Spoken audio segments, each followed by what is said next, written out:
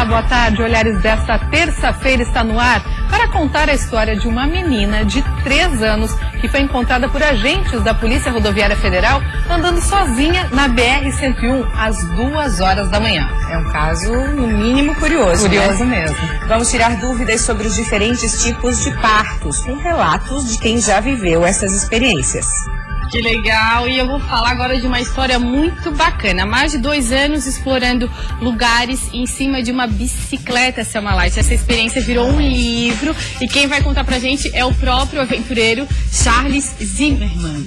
E eu vou falar de uma história de amor, uma história maravilhosa de 2 meninas que falam das felicidades do casamento e o que muda após o casamento.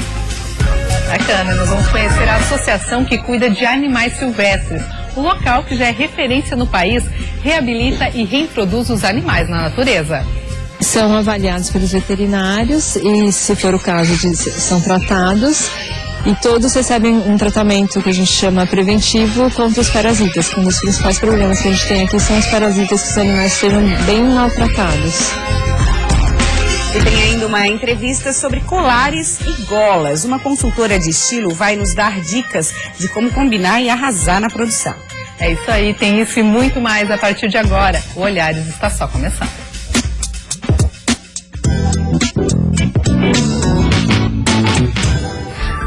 E a gente começa o Olhares de hoje contando a história de uma menina de 3 anos que foi encontrada caminhando durante a madrugada na BR-101 no sul do estado. Sem conseguir localizar os pais, os policiais levaram a menina para o posto da PRF, onde a colocaram para dormir. Até agora não se sabe ao certo o que aconteceu. A menina, que está com conselho tutelar, pode ter saído de casa à procura dos pais que estavam trabalhando. Essa hipótese será investigada. Foi exatamente neste ponto da BR-101, em Sangão, que a criança foi encontrada. Era por volta das 2 horas da madrugada, quando a Polícia Rodoviária Federal foi acionada por um caminhoneiro. A foto mostra o momento exato em que o policial rodoviário federal encontra a menina, de aproximadamente 3 anos de idade. A criança estava suja e com fome, mas bem vestida. Logo depois, ela foi levada ao posto da PRF, onde foi colocada em uma cama improvisada feita pelos policiais. Ali, ela dormiu por algumas horas. Há indícios de que a criança tenha, inclusive, atravessado a rodovia no local onde foi encontrada.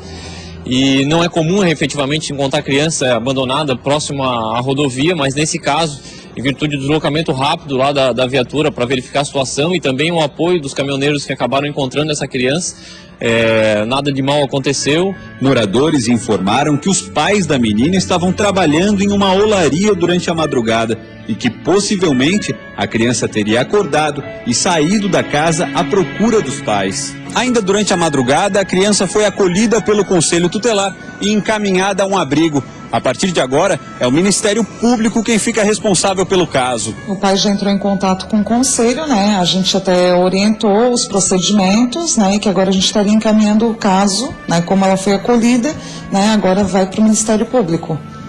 E a partir de agora ele não tem mais contato com essa criança até que a Justiça decida sobre isso? Na realidade agora ele vai ter que aguardar a decisão da juíza. O delegado regional de Tubarão explica o que configura o abandono de incapaz e que tipo de penas, caso seja confirmado o crime, os pais da criança podem cumprir. A grande questão agora é investigar se houve efetivamente dolo, ou seja, a vontade de abandonar o incapaz, né? Tanto da mãe quanto do pai. Havendo esse dolo específico, dolo de abandonar, ensejando situação de risco, aí poderemos configurar o crime previsto no artigo 133, cuja pena é de 6 meses a 3 anos. E ainda pode haver um aumento de pena em função do agente ser ascendente da vítima. Os pais da menina já entraram em contato com o Conselho Tutelar, mas até que a Justiça chegue a alguma conclusão sobre o caso, a criança permanecerá sob responsabilidade do órgão de proteção ao menor. O Hospital do Coração, em Balneário Camboriú, teve que ser fechado depois que recebeu um paciente com superbactéria. Isso aconteceu no início do mês, mas só agora, essa semana, o local passou por uma desinfecção. A Amanda Zopelaro nos conta os detalhes. Toda a UTI do Hospital do Coração está fechada desde sábado. Segundo o hospital, este é um procedimento padrão realizado 2 vezes por ano. A Vigilância Sanitária do Estado confirmou que o local recebeu um paciente com a superbactéria KPC no início deste mês, mas que só agora o quadro clínico dele foi confirmado. Desde o início, o hospital fez todas as medidas de segurança para evitar contaminações. O paciente foi isolado até receber alta médica. Na semana passada tivemos um bate-papo aqui no estúdio sobre parto humanizado. Hoje damos continuidade ao assunto para explicar as diferenças entre partos normal, cesárea e humanizado. Nós trouxemos aqui 3 convidadas, sejam muito bem-vindas, e também o Dr. Thor, que vai ajudar a esclarecer dúvidas em relação ao assunto. Bárbara, vamos começar com você. A sua fofa Lavínia está dormindo. Não, está acordando ali, coisica. E você fez o parto natural, né? O parto normal. Conta pra gente a sua experiência. Foi uma experiência muito boa. Eu optei por não ficar muito pensando em como ia acontecer. Eu optei por deixar acontecer. E foi muito bom. Dói, claro, óbvio, mas foi tranquilo e no final deu tudo certo, e isso que importa. O que as mulheres relatam é que é uma dor que a gente esquece logo, é verdade? Na hora que ela sai, já esqueceu, tu não sente mais nada, só agradece. Porque a alegria, as outras sensações são muito maiores, né? Não, são bem maiores. E o que você notou assim pra você em termos de recuperação? Foi tranquilo? Como é que foi? Muito tranquila, muito tranquila. No mesmo dia eu já estava andando, já estava tomando banho. Foi bem tranquila. Já estava na função de mamãe mesmo? Já, totalmente. Dando mamar perfeitamente. Tá, deixa eu falar com a Camille, que optou pelo parto humanizado. Nós falamos, teve um congresso na semana passada aqui em Florianópolis, e nós falamos dos benefícios e da estrutura que já se tem, né? Muita gente não sabe, mas é um acompanhamento feito desde o começo da gestação. Você desde o começo já tinha essa opção do parto humanizado? Já, eu tive 2 filhas, né? Então a primeira filha eu tive de parto normal, mas eu não tive um atendimento humanizado. Então tiveram algumas intercorrências no parto que me fez na segunda gestação buscar esse atendimento humanizado, esse acompanhamento desde o início.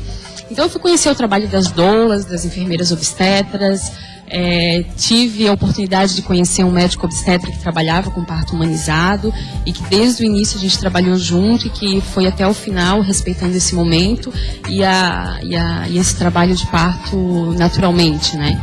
Comparando o normal com o humanizado, né? Que você teve os dois. Sim. Qual é a diferença na sua avaliação? Na verdade, eu procurei na segunda gestação me cercar de profissionais que pensavam da mesma maneira que eu, que conduzissem esse trabalho de parto de uma forma natural.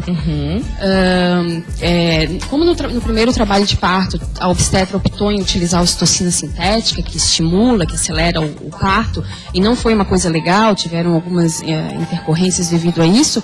Eu queria que no segundo parto não fizesse absolutamente nada, que deixasse o parto ser conduzido mesmo da maneira mais natural possível e que eu pudesse parir esse bebê a hora que esse bebê achasse. Foi em casa? Foi aonde? Não, eu optei em fazer no hospital, no hospital que tivesse essa estrutura, que tivesse uma sala com banheira, minha filha nasceu na água. Mas por causa das intercorrências do primeiro parto eu estava um pouco insegura. Eu achei que eu ia me sentir mais à vontade no hospital mesmo. E se sentiu bem segura dessa vez? Como é que foi? Foi uma experiência bem legal, assim. Foi uma experiência bem... um tratamento com respeito mesmo, né? O médico, tive uma doula me acompanhando e tudo muito tranquilo. Na verdade, a protagonista do parto era eu, não era o médico, né? Não era ninguém mais. Então eu decidia se eu queria caminhar, se eu queria ficar de cócora, se eu queria ir pro chuveiro. Então foi tudo conduzido de uma forma bem natural. Uma forma assim de você que manda ali. Exatamente. Dentro das proporções, claro. Não, claro, eu tinha assistência, porque, né? Claro, eu tinha assistência, mas eu estava me apoderando daquele momento. Aquele momento era meu, realmente, eu decidia como fazer. Tá, e agora vamos ouvir a Fabiana, que optou por cesárea. E por que você decidiu? Eu sou uma pessoa muito planejada. E a cesariana... Só um pouquinho mais próximo, isso. Me passava essa segurança de que da data que eu iria ter, do momento que eu iria ter o bebê, de chegar no hospital e já ter o quarto preparado, né? Eu tinha medo de imprevistos, na realidade. E eu pesquisei, claro, entre parto normal e cesárea, e lendo sobre as duas situações, a cesárea me passou mais segurança para o bebê. Assim, é uma condição bem segura que o bebê nasce. Então, nessa situação, eu optei pela cesariana. E da possibilidade de você se programar, vai ser tal hora, vai estar tudo certo, pela programação, mais. de chegar na maternidade, de estar com o quarto pronto, me esperando, de não ter nenhum problema de trânsito e eu lá com as dores do parto, e, enfim, eu tinha esse medo, esse anseio, né? E a cesariana me dá essa oportunidade e, ao mesmo tempo, assim, eu acho que, pensando na criança, da segurança também que ela nasce, né? E a recuperação foi tranquila? Foi muito tranquila. Tive final da tarde, foi um horário que a gente combinou. Dormi à noite, a criança também. Dia seguinte eu acordei super bem, já consegui caminhar. Então foi a segunda criança que, se eu tivesse, seria cesariana também. Cesariana também. Doutor Tora, a gente ouvindo os relatos delas, é uma coisa muito pessoal essa escolha, né? É o meu momento, é o meu bebê que vem ao mundo e o médico está aí para orientar. Como é que vocês tratam essa questão quando a gestante chega no seu consultório? Ai, doutor, que parto eu vou ter? Muita gente ainda tem dúvida, né, em relação aos tipos que existem. Eu acho que o segredo ou o caminho para a humanização é realmente isso, é individualizar, respeitar a vontade. Como a gente vê as duas pacientes que tiveram parto, dificilmente a gente consegue um resultado diferente do que um parto tranquilo, quando a paciente vem preparada, quando a paciente vem com aquela motivação, aquela dor, ela passa a ter um motivo, na verdade, não é uma dor, por exemplo, por uma doença ou alguma outra coisa que a gente vê a paciente sofrer e ali naquele momento também é um momento de sofrimento, é um momento de, digamos assim, o próprio nome já fala, trabalho de parto, né? Então realmente são fases que são de dificuldades, por isso que precisa a proximidade do médico, da doula, da própria paciente, que normalmente essa paciente do parto humanizado, ela também já vem muito preparada, ela busca as informações, hoje a gente tem bastante informação disponível. E no caso da opção da paciente, a gente tem que respeitar o mínimo, de respeitar a idade gestacional, saber também as indicações, porque também mesmo a paciente que deseja o parto humanizado, algumas vezes ela vai ter uma indicação de fazer uma cesariana. Sim. São pequenos os casos, são poucos os casos, mas é a minoria de casos, mas também agora a gente conta com uma grande parcela das pacientes que opta por fazer a cesariana. E na parte de assistência médica, a gente também tem que pelo menos respeitar uma idade gestacional mais avançada, o ideal que seja realizada ao início do trabalho de parto. E a cesariana, ela passa realmente assim, para a maioria das pessoas, né, passa uma sensação de maior segurança, digamos assim. Estatisticamente, os grandes estudos não mostram diferença de mortalidade. Assim, a cesariana, ela surgiu como uma cirurgia salvadora para o bebê e às vezes para a mãe.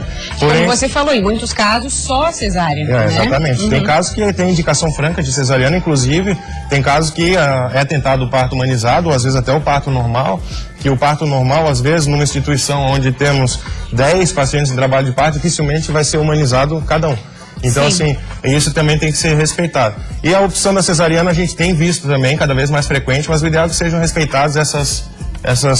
Mas pela sua experiência, você nota que as gestantes já estão mais abertas em conhecer outros tipos de parto, não caem direto na cesárea, né? Como o caso das nossas duas convidadas? Com certeza. Elas estão realmente conhecendo e buscando informações a respeito dos dois partos. Como ela fez a opção da cesariana, que provavelmente também foi respeitada algumas regras, a idade gestacional, também tem as que optam pelo parto humanizado e que normalmente buscam também bastante informações e que realmente é importante até preparação física, fazendo uma atividade física, um relaxamento, como é um trabalho de parto que é um momento que talvez seja prolongado e um pouco de sofrimento e preparo físico, precisa de ter realmente um preparo psicológico e físico. E o importante é pensar sempre na saúde da mãe e do bebê, isso que é o que mais importa. Exatamente, né? No final, às vezes o trabalho de parto pode se encerrar numa cesariana, até inclusive uma cesariana de emergência por alguma intercorrência, que raros os casos acontecem. Tá ok, muito obrigada pela sua presença, meninas, obrigada, até a próxima. Obrigado. O Olhares continua com outras informações, Karina. A Federação das Indústrias de Santa Catarina realizou na manhã desta terça-feira, no oeste do estado, um seminário sobre a lei anticorrupção. O cenário de escândalos políticos tem sido acompanhado de perto pelos brasileiros e a crise que hoje vive o país vem preocupando os empresários que estão repensando os investimentos. Por isso, a Federação das Indústrias de Santa Catarina reuniu líderes de vários setores em Chapecó para debater o assunto. Nós temos que fazer com que nossos governantes mudem suas opiniões e fazem com que não se faz mais negociatas, né, para que se perpetuarem poderes. Apesar de ter sido aprovada em agosto de 2013, estudos mostram que 80% das empresas desconhecem a lei anticorrupção. As empresas enquadradas no regulamento podem ser responsabilizadas por práticas ilícitas, além do pagamento de multa de até 20% de seu faturamento. Elas estão começando já a se preparar. As multinacionais, que já eram acostumadas a atuar no mercado internacional, elas já tinham essa conscientização e já traziam, importavam seus modelos do exterior, traziam para cá. Agora, mesmo essas que importam, vão ter que adaptar à nova realidade, à nova lei, e as que nunca tiveram um programa de compliance, nunca tiveram essa preocupação, vão passar a ter. Elas vão precisar ter. Segundo esse desembargador e ex-presidente do Tribunal de Justiça de Santa Catarina, os empresários não podem aceitar que propinas sejam pagas para políticos, principalmente em épocas de eleições. Nós sabemos o potencial que é o oeste e o extremo oeste catarinense. É um celeiro de grandes e grandes empresas, um celeiro de grandes e grandes empresários, grandes contribuidores para os cofres da União, do Estado, dos municípios. Então nós queremos começar por aqui. Ok, depois do intervalo a gente vai conversar com o Charles Zimmermann, ele que deu a volta ao mundo de bicicleta, Maria Paula. Quantos dias? 747 dias sobre 2 rodas, imagina. Muita história para contar. Mais ou menos 2 anos, né? Por aí. Muito legal, muito legal. Tem ainda a participação de Selma Light, que vai falar sobre a felicidade em um casamento homoafetivo. Não sai daí, o Olhares volta em 2 minutinhos só.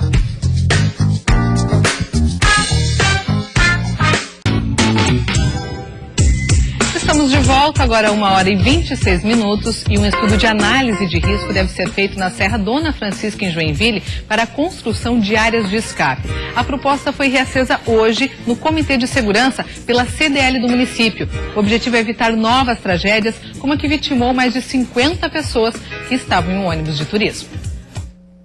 A Serra Dona Francisca voltou a ser o principal assunto no Comitê de Segurança da Regional de Joinville. A construção das áreas de escape foi a pauta debatida na reunião. E essa não foi a primeira vez que o tema apareceu na mesa. O DEINFRA já tinha descartado a ideia depois que engenheiros classificaram a medida como inviável por causa da geografia da serra. A Câmara de Dirigentes Lojistas de Joinville, que não ficou satisfeita, insistiu no tema. Hoje, o presidente da CDL mostrou aos integrantes do comitê um material com vídeos e reportagens que mostram os números de acidentes evitados nas rodovias em que existem as áreas de escape. A gente passa por ali pelo menos 2 vezes por semana, vê os acidentes, vê a causa dos acidentes e vê que existem possibilidades relativamente simples de se implementar um processo de absorção da energia desses veículos que vêm em velocidade excessiva por problemas de freio, que são comuns, ou por qualquer outro dano. Nós acreditamos que é uma solução de custo relativamente simples e de impacto muito grande à sociedade de todo o norte do estado. O modelo de área de escape apresentado com a caixa de argila está orçado em cerca de R$2,5 milhões. A CDL acredita que esse custo pode ser menor, desde que o caso seja bem estudado e com um projeto bem elaborado. De acordo com o levantamento feito pela CDL de Joinville, o levantamento de análise de risco custa menos de R$10 mil. A SDR vai pedir ao governo do estado, através das secretarias envolvidas, a descentralização desse recurso, ou pelo menos parte dele, para que o estudo seja realizado. A outra parte do recurso para análise deve ser financiada pela iniciativa privada. A gerência da SDR e o comitê se comprometeram a levar a proposta adiante. Nós vamos ver qual é a curva mais necessária e pontualizar todas as ações nela primeiro e buscar os recursos devidamente à Defesa Civil, à Secretaria de Infraestrutura do Estado, para que a gente possa viabilizar e fazer um teste na primeira curva. Na última semana, a Justiça arquivou o processo criminal sobre a tragédia que matou 51 pessoas na Serra. O inquérito policial apontou que se estivesse vivo, o motorista do ônibus seria indiciado por homicídio culposo, ou seja, aquele em que não há intenção de matar. Como o motorista também morreu no acidente, o juiz arquivou o processo por não ter quem responsabilizar. A ANTT, Agência Nacional de Transporte Terrestre, autorizou a Prefeitura de Itajaí a executar a obra no trevo da BR-101 com a rodovia Jorge Lacerda. O local é uma das principais ligações de Itajaí com as cidades de Ilhota, Gaspar e Blumenau e recebe em média 9 mil veículos por dia. Atravessar aqui não é tarefa fácil. Se está complicado para os veículos, imagine quem anda de bicicleta. Mas o problema do trevo que liga a BR-101 com a rodovia estadual Jorge Lacerda está com os dias contados.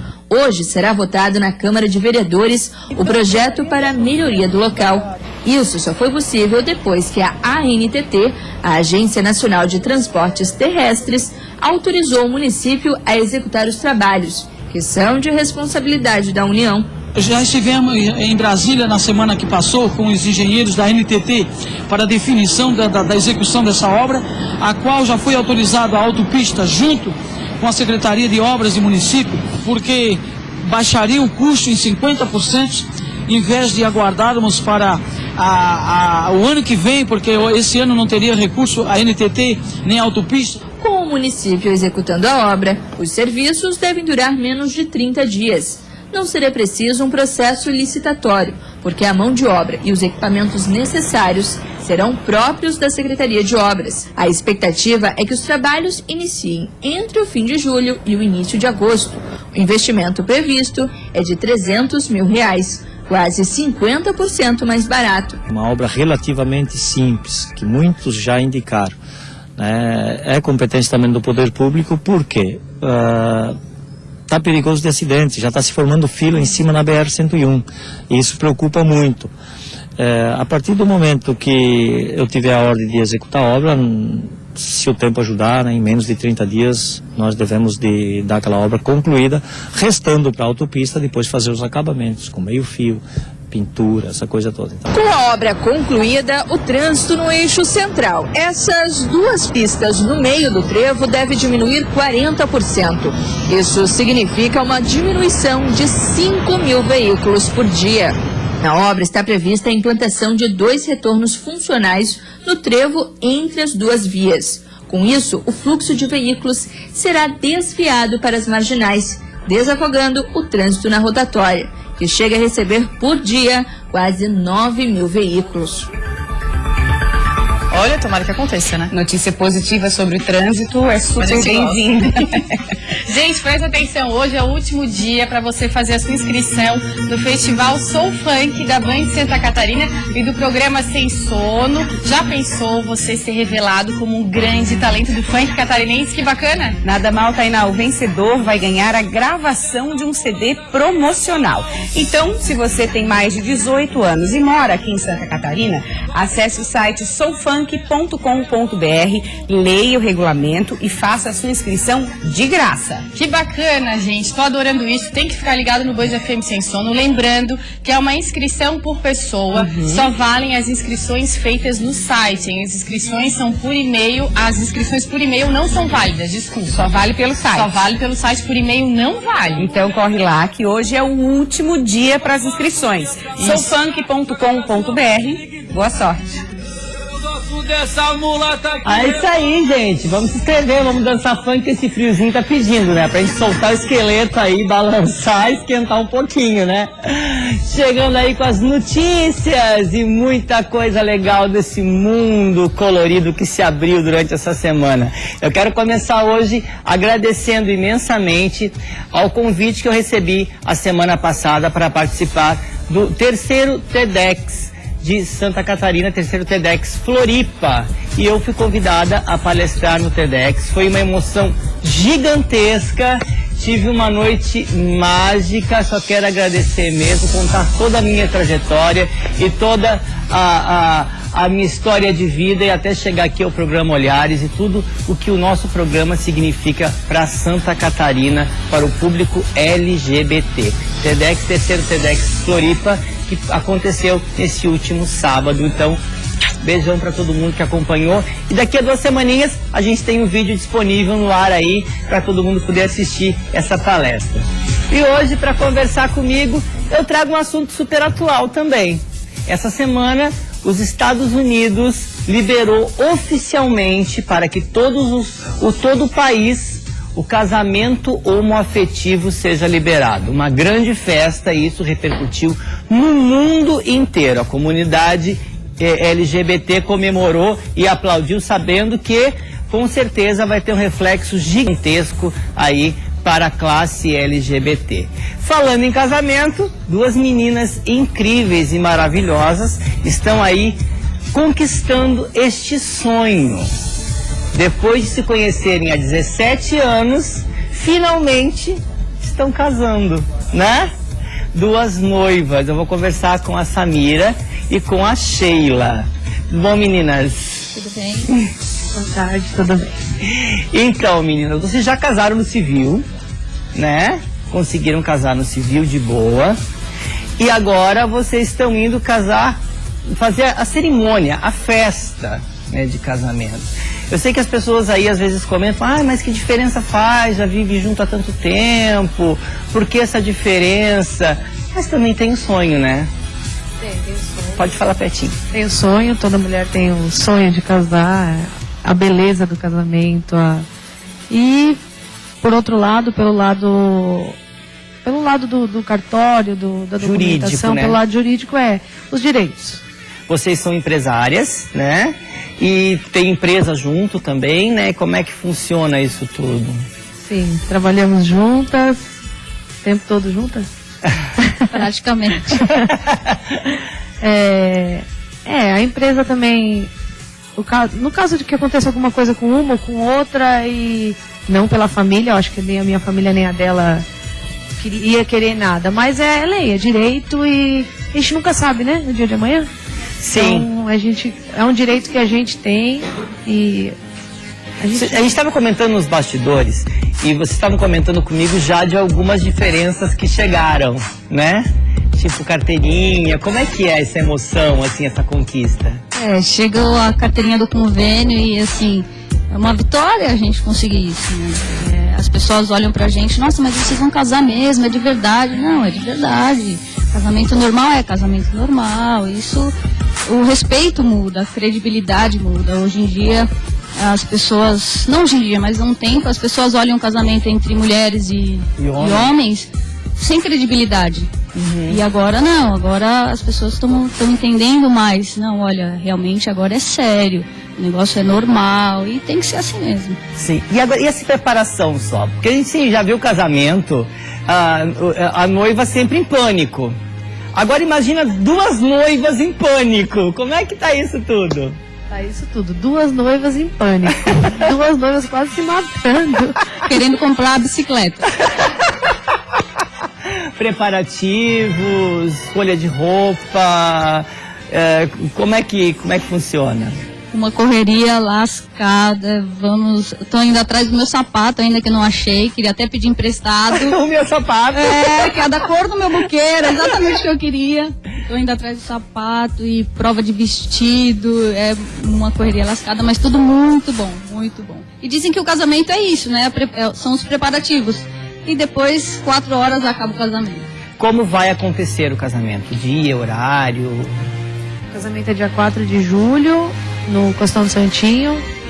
A cerimônia vai ser lá na praia. E a festa vai ter tema, é uma coisa nova, porque casamento... com tema! Vai ter tema. Casamento são flores, é lindo, mas a gente quis algo diferente. Então o tema vai ser Las Vegas. Uau! Aí... É isso, a festa lá embaixo, a festa lá em cima e a cerimônia lá embaixo. E vocês se conheceram de uma circunstância assim, super diferente, né? Conta um pouquinho. A gente se reencontrou numa circunstância diferente. A gente se conhece há 17 anos, se perdeu, porque eu vim embora pra cá, ela ficou lá, e as redes sociais. Eu vi que ela vinha no Beto Carreiro, falei com ela, poxa, você vem visitar Floripa. E foi assim, ela veio visitar, a gente... foi passear. Passeou um dia inteiro, que a gente só tinha um dia. E Não sei o que aconteceu. Não Dali conseguiu em diante, mais. Nunca mais se separou, né? Não, nunca mais. Meninas, nós queremos desejar para vocês toda a felicidade do mundo, que o casamento seja maravilhoso, duradouro, né? Que venham aí muitas conquistas novas também, né? E desejar só felicidades. Muito obrigada. E para você de casa aí, que também tá com seu parceiro, sua parceira aí, dá uma pensadinha aí que vocês têm muito direito, que vocês podem conquistar casando. Corre atrás que vocês têm esse direito sim, vocês podem legalizar essa situação. Eu volto com vocês na quinta-feira para a gente bater mais papo sobre o mundo colorido.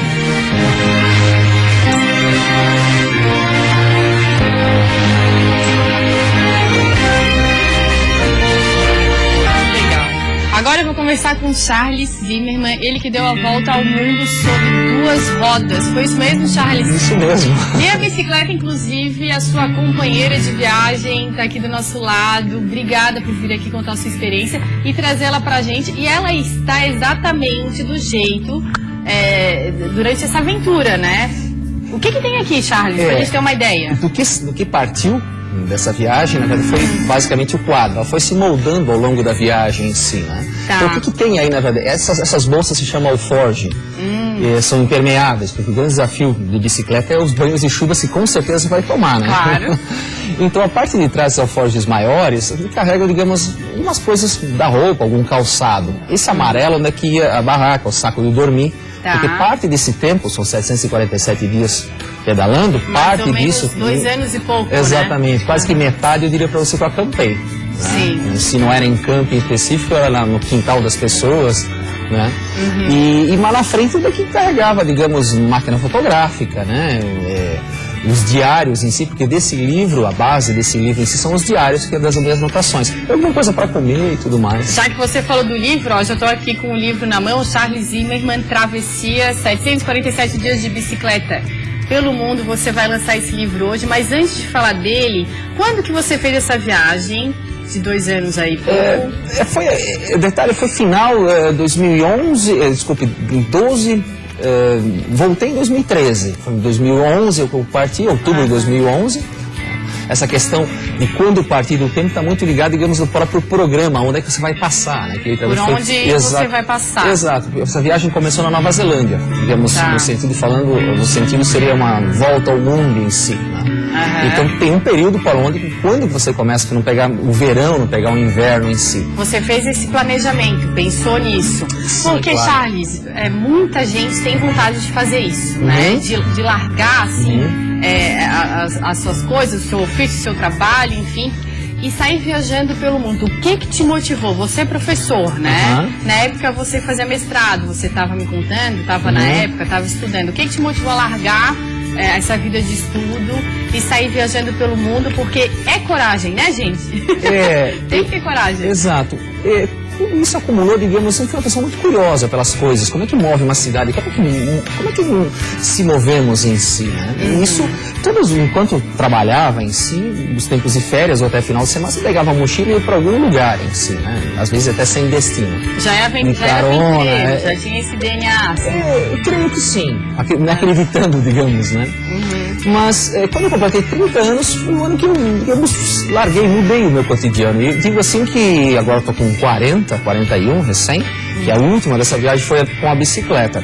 Mas essa mudança de vida, eu acredito muito assim que é a parte mais difícil de tudo, né? Soltar as amarras, ou seja, você deixar os teus amigos que você se encontra na quinta-feira, por exemplo, né? Deixar os seus vizinhos, ir naquela padaria que tem aquele pão que você gosta pela manhã, a família em si, esse conforto. Porque o que aconteceu com a bicicleta em específico, isso foi minha casa por 2 anos e meio, então tudo que eu tinha carregava aí. E como é que foi isso? Como é que foi essa experiência? Você falou que começou na Nova Zelândia, mas em vários trechos, e nesse livro você conta, você pegou avião, você pegou barco, você desmontava essa bicicleta? Porque eu parti daqui do nosso país e sempre, no caso do transporte de avião, você desmonta. A caixa, quando você compra bicicleta nova, vem aquela caixa, aquela mesma caixa. E essa caixa você encontra, porque é um padrão em si, né? Você encontra em qualquer lugar do mundo. Então, o que acontecia? Chegava no aeroporto, com a viagem começou na Nova Zelândia, de queira ou não queira, eu estava sempre regressando para casa. Essa era a minha ideia. O ponto mais longe da viagem foi a Nova Zelândia. Então, depois da Nova Zelândia, fui ao sudeste da Ásia, e alguns trechos no Oriente Médio, leste da Europa. E sempre assim, quando essas longas distâncias, claro, no avião desmontava, deixava a caixa para ali mesmo no aeroporto e saía pedalando do próprio aeroporto. Né? Saía pedalando do próprio aeroporto? Eu assustava as pessoas às vezes. Então, o que esse cara está fazendo? Aí reunia muitas pessoas. Na Índia, principalmente, as pessoas ficavam, o que você está fazendo? Mas você não tem dinheiro de pagar um ônibus para até o centro da cidade. As pessoas não compreendiam muito o que você estava fazendo ali. Né? E você tinha claro que você fez aí essa programação, né? Você se programou, enfim, planejou essa viagem. Mas quando você chegava, vamos supor, na Índia, por exemplo, você sabia onde iria dormir? Tinha esse planejamento ou não? Nessa questão do planejamento, sim, eu sempre tive um norte. Eu confesso assim que não sabia exatamente aonde ia dormir, não saía nenhuma reserva, digamos assim. Não sabia onde dormir naquele dia, não. Não. Então, por isso, essa questão sempre carregando sempre uma barraca, porque às vezes eu acampava, às vezes eu dormia na casa das pessoas, em esses hotéis de mochileiro, né, os hostels, como a gente chama, daqui a pouco até, digamos, nunca esqueço uma passagem na Ásia que havia um evento que eu acabei dormindo num depósito de um hotel 5 estrelas em si. Como que isso aconteceu? Porque estava lotado em si, não havia outro, não tinha dinheiro para pagar também um hotel 5 estrelas. E eles deixaram? Sim. Se sensibilizaram com você? Sempre tem as pessoas que se reúnem, né? Porque a bicicleta é uma maneira muito interessante, que não queira, você acaba chamando a atenção, né? De crianças, principalmente, e de pessoas. Porque, por muitos lugares, as pessoas como comentei há pouco compreendem o que esse cara está fazendo. Porque essa questão, é muito difundido isso na Europa. Na Europa é compreensível, né? O cicloturismo, que é o nome dessa modalidade, eu diria, né? Mas, por exemplo, na América Latina, que foi o último trecho pedalando, na própria Ásia, que agora passa nesse momento, digamos assim, do sonho da motocicleta na Ásia, ou na América Latina, o sonho do automóvel. Você vai viajar de bicicleta. Então, eu compreendo essa dificuldade das pessoas entenderem. Na Malásia, por exemplo, um senhor disse para mim, mas você não tem dinheiro para o ônibus? Como você não tem dinheiro para o ônibus, né? Charles, as tuas histórias, elas eu acredito que são incríveis. Você, nesse livro, acredito que conta muitas dessas histórias, mas também você me falou que também coloca muito o seu sentimento, né? Como você se sentia. A gente agora não tem mais tempo, mas você vai lançar o seu livro hoje, aonde? Convida todo mundo. Será na Livrarias Catarinense, no Shopping Beira-Mar, hoje à noite, 19h30, melhor. 19h30. A partir das 19h30, mas estarei lá a partir das 18 horas. Pra bater um papo, quem quiser se inspirar nas aventuras do Charles, porque ele é uma pessoa aventureira, gente. Sai de bicicleta 2 anos e pouco aí pelo mundo, saber um pouco das suas histórias e compartilhar isso pra quem tem vontade, né, Charles? Eu acho que é uma ótima oportunidade de hoje lá na Livrarias Catarinense bater um papo com ele e comprar o seu livro, que eu tenho certeza que deve ser muito bom. Muito obrigado. Charles, brigadão, obrigado por compartilhar com a gente essa sua experiência. Vai sair de bike? Ou a bike vai voltar pro carro, né? Vai voltar, mas ano que vem eu volto pra estrada de novo, de bicicleta. Então vem contar pra gente aqui também. Com certeza. Obrigada, tá? Adorei. Maria Paula? Que experiência. Eu estava me perguntando qual será a próxima aventura, depois o Charles vem contar pra gente. No próximo bloco, vamos aprender como combinar golas e colares para acertar e valorizar a produção. Bacana, né? No inverno a gente sempre tem dúvidas, né? E gola alta vem com tudo, principalmente. Será que vale colar mais curto, mais comprido? Vamos descobrir. Vamos descobrir. E olha só, a nossa equipe visitou a associação que cuida de animais silvestres na capital. No local, os bichinhos resgatados são reabilitados e reintroduzidos ao seu habitat natural. São avaliados pelos veterinários e, se for o caso, são tratados. E todos recebem um tratamento que a gente chama preventivo contra os parasitas. Um dos principais problemas que a gente tem aqui são os parasitas, que os animais sejam bem maltratados. Olhares. Oferecimento. Todo mundo tem um grande motivo para comprar no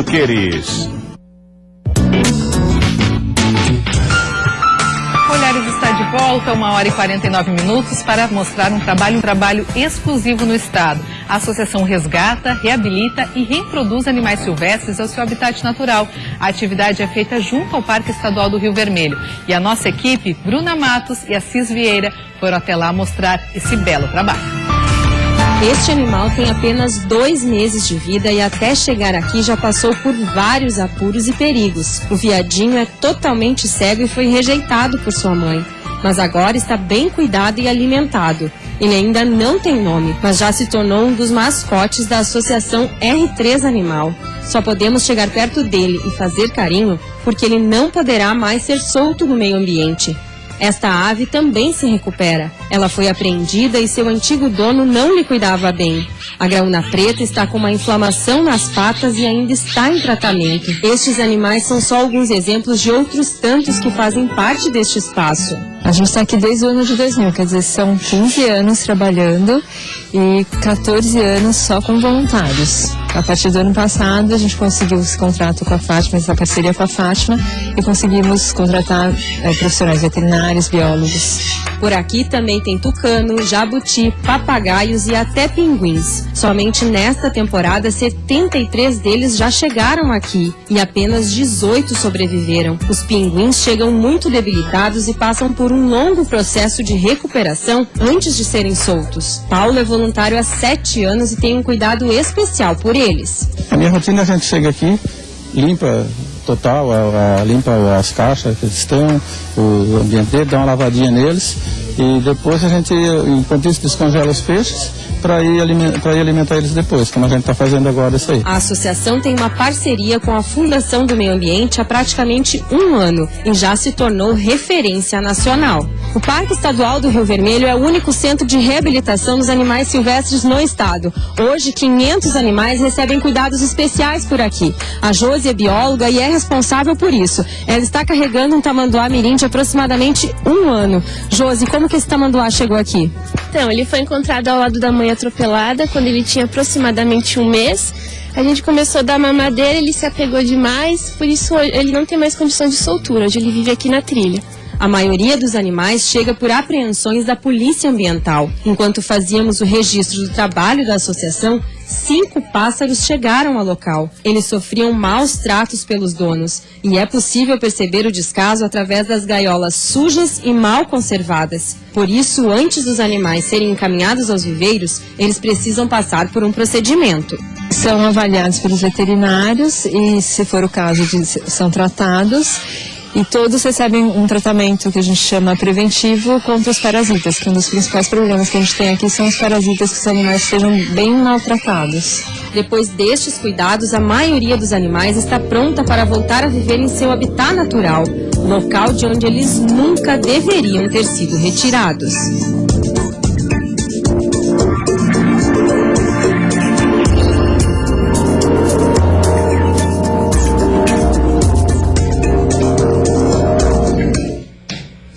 Que bacana, que belo trabalho. E olha só, a Associação R3 Animal orienta que quem encontrar algum animal silvestre deve entrar em contato com a Polícia Ambiental, pois os policiais vão saber orientar sobre como fazer o transporte correto do animal sem machucá-lo. Outras informações pelo telefone 3665-4487, DDD 48 aqui de Florianópolis.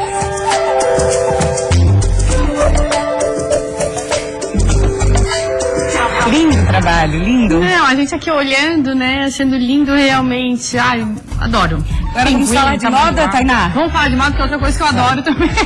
O inverno tá aí, baixas temperaturas, a gente quer colocar aquela blusa de gola alta para aquecer e a pergunta é, coloco colar ou não coloco? Quem vai responder pra gente essa dúvida é a Roberta Melim, ela que é consultora de estilo. Tudo bom, Rô? Tudo bom, bem-vinda. Roberta, a gente tem imagens, eu acho que a gente já pode começar por elas, Vamos. Então, pra gente tirar algumas dúvidas, a gente já pode botar na tela. Olha isso, gente. A gente tá vendo uma gola bem forte, grossa. assim, bem grossa. E aí?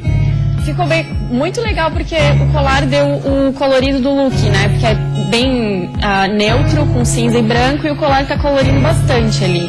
Ficou bem diferente.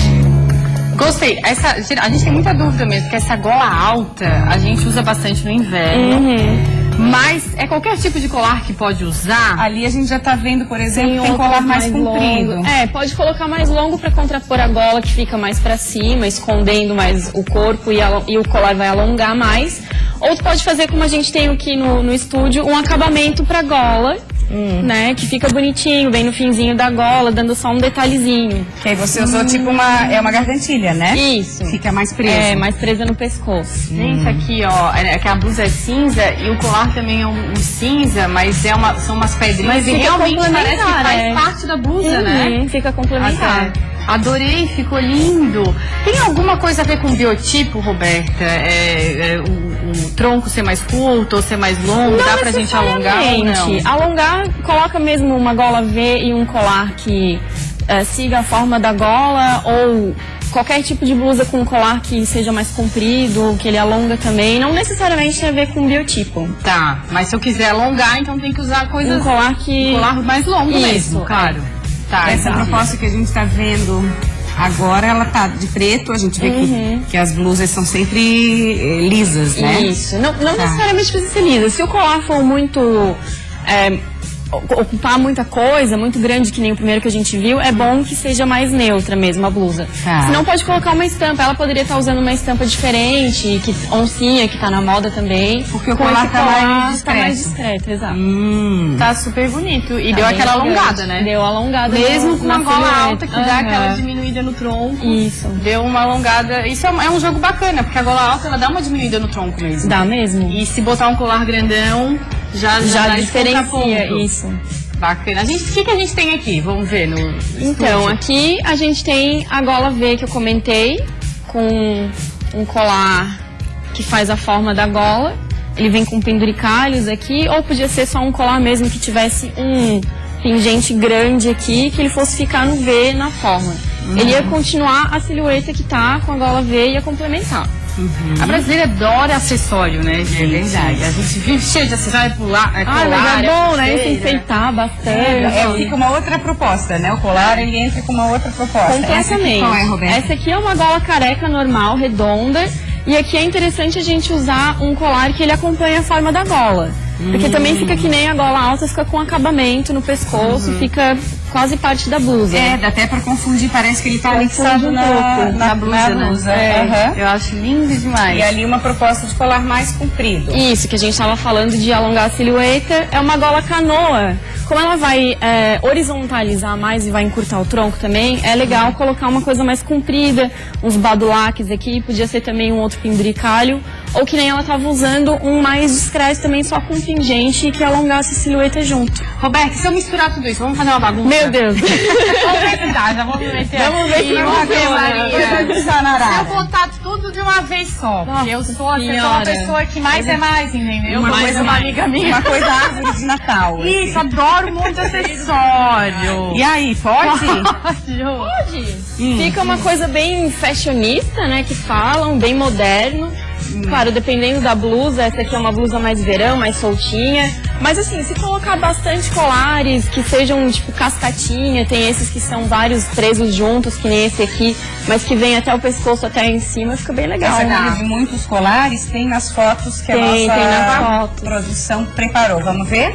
Tem essa mistura que ficou interessante, aí você vai falando. Vamos olhar. Esse é bem grandão, com tomara que caia.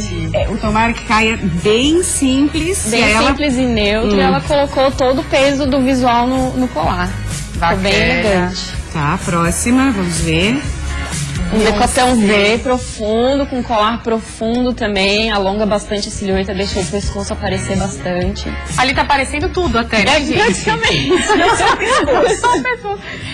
Outro também bem profundo, e esse aí tem bastante mistura, tem um colar acho que de pérolas, né, com uma flor, e ele fica bem também, é bem... bastante correntinhas ali. Bem Chanel, né? Bem Chanel. Você também, Roberto. Tá valendo. Tá. Essas propostas. Esses são mais discretos, né? Tem uns decotes mais profundos aí, mas também alonga a silhueta. Todos eles são colares mais discretos que complementam o look, que também são bem neutros. Dá um charme, porque a gente fica imaginando essas roupas sem colar, já não fica a mesma coisa, né? São roupas básicas, né? Como estavas falando, cores neutras, assim, né? Que no inverno, querendo ou não, a gente segura um pouco mais de cor. soco. E acaba colocando mais preto, mais marrom. Falando em combina. eles bem, aquele pode voltar um pouquinho para aquele colar que estava ali, eu achei poderosíssimo. Esse é um maxi colar bem grandão com uma gola enorme também. E o colar e o decote também bem profundo. Então é tipo bem dramático. Bem passarela mesmo. Bem passarela. Mas se eu quiser pegar esse colar e botar com uma camisetinha básica branca. Funciona super bem. Ele vai dar um charme no look, vai dar a dramaticidade legal. Vai ficar ótimo. Bacana. E o próximo? Esse também acompanha o decote V, né? Muito bonito. Esse também tem a composição dos outros colares sobrepostos ali. A Sandra Bullock tá com essa proposta aqui até na mão. Tudo misturado. Vou pegar a Sandra Bullock. Eu gosto Fica lindo. misturada, gente. Fica lindo. Esses também, esse complementa bastante o visual, que é bem neutro, mas ele dá um charme. Eu vejo ele franja, né? Tem uma franja com penduricalho. A franja ainda continua, né? A gente tá falando de franja, eu acho que já faz uns 2 anos, gente. Ela ainda continua. Tá bem alta. Combina também com os penduricalhos do colar ali, pode ser de franja também. Esse colar parece ser a estrela da produção, né? Por causa do tom de pele dela. Destacou bem. Eu vi bastante meninas usando esses tipos de colares que no verão se usou muito, que eram colares coloridos, com camiseta masculina. Funciona, porque Funciona, fica, né, tipo, dá o contraponto do masculino e dependendo do tom de pele dela fica muito bom. Tá bom, ótimo. Obrigada por Obrigada também, obrigada pelo convite. Um prazer te receber. Pelas dicas, gente, adoro, eu volto sempre, tá? Pode deixar. Gente, adoro. Eu tô sem colar hoje, eu tava Eu também. Vamos tentar levar um colar. Depois eu indico. Obrigada pela sua companhia, a gente vai ficando por aqui. Amanhã tem mais Olhares. Eu, Tainá e Karina esperaremos por você. Beijo. É isso aí, amanhã tem mais. A gente convida a participar do Olhares de Amanhã, que vai ter uma entrevista bem bacana sobre a Feira de Talentos para a Agricultura e também uma reportagem sobre uma campanha que está sendo desenvolvida nas escolas para combater o uso de cerol. A gente aguarda pela sua companhia às 1h05 da tarde. Uma boa tarde para você, até amanhã.